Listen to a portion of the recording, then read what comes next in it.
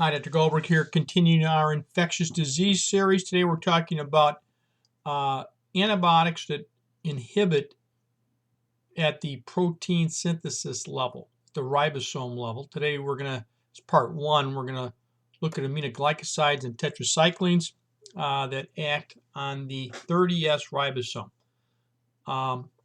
First, let's talk about aminoglycosides. In the adult population, gentamicin and tobramycin are most commonly utilized. Aminoglycosides have had multiple utilizations. Unfortunately, we can't use them orally. We can only use them IV or topically. From an IV standpoint, they're concentration dependent. The pharmacist will be your friend with these agents because we have to dose them, watch their toxicity effects, their peaks and their troughs. We have to watch for ototoxicity as well as nephrotoxicity. Gentamicin is the cheaper of the two. Tobramycin is the least toxic agent on the kidneys, but they're both effective agents for gram-negative rod infections, aerobic rod infections, and when the urinary tract is involved, especially.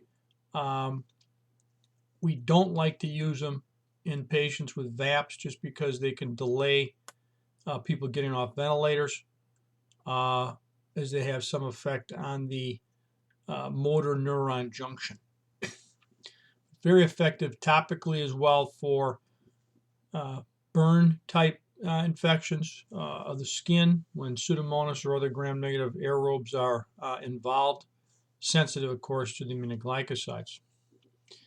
We like to use these agents as well in synergy for strep infections, and that can be beta strep infections as well as enterococcal infections or even staph infections when there's blood poisoning present, to be added to an additional agent. Usually it's a beta-lactam agent. We do not like to use aminoglycosides with vancomycin because the toxicity then is synergistic. So be careful with aminoglycosides. We don't like to use them in people who are dehydrated or who have increase in creatinine. Again, the pharmacist will help us there. The other agent that works on the 30S ribosome are the tetracyclines. Tetracyclines are workhorse antibiotics. We've been using them for decades, obviously. Most commonly, we use minocycline and doxycycline. Minocycline is a once-a-day drug. It's been used for decades against MRSA infections, and doxycycline also is good for MRSA infections. We have to watch for dizziness. We have to watch for lupus-like reactions. We have to watch for esophagitis, especially with doxycycline. And we have to watch for photosensitivity reactions with both agents, so be careful with that. They're very effective agents for tick-borne type infections, such as Lyme disease.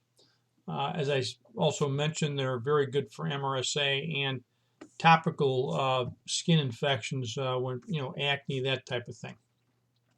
They're a workhorse antibiotic for lower respiratory tract infections, and are still indicated in the use for atypical bacteria such as Mycoplasma, Legionella, or Chlamydiophila.